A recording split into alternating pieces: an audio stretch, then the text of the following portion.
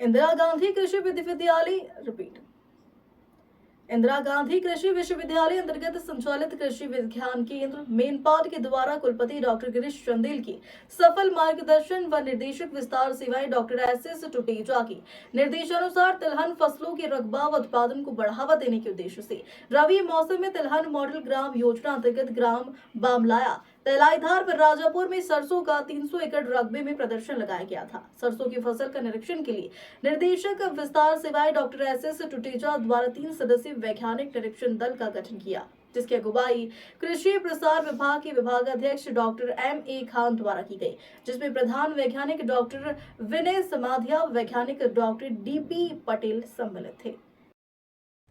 मैं doctor M.A. Khan, मैं एक विभागाध्यक्ष हूँ इंदिरा गांधी कृषि विश्वविद्यालय के कृषि प्रसार विभाग का। मेरे साथ डॉक्टर विनय समाधिया, डॉक्टर शर्मा, डॉक्टर पटेल। हम लोग एक्चुअल में यहाँ पे हमारे कृषि विज्ञान केंद्र के माध्यम से इस गांव में हम लोगों ने तिलहन फसल का प्रदर्शन का कार्यक्रम, मॉडल गांव का कार्यक्रम लिया था।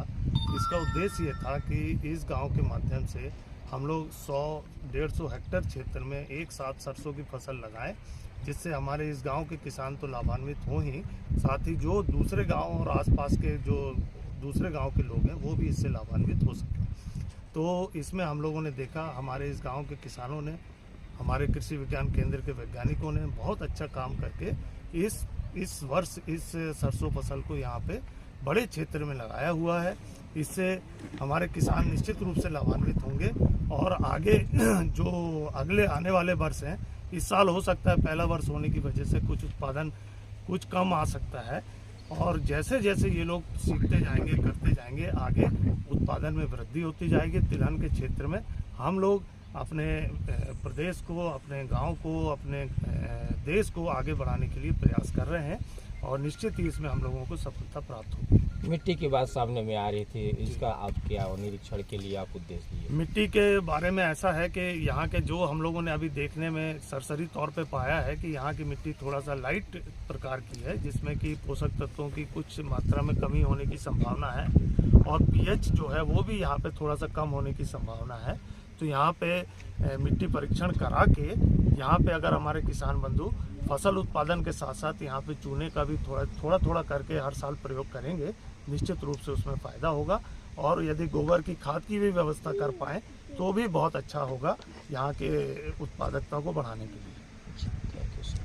तो आज यहाँ पर अधिकारी आए हुए थे, अधिकारी आप लोग को जानकारी दे, क्या जानकारी दिए, अपना परिचय बताते हो? जी, मेरा नाम नंदकिशोर पैकरा है और मैं बमलाया का एक कृषक हूँ।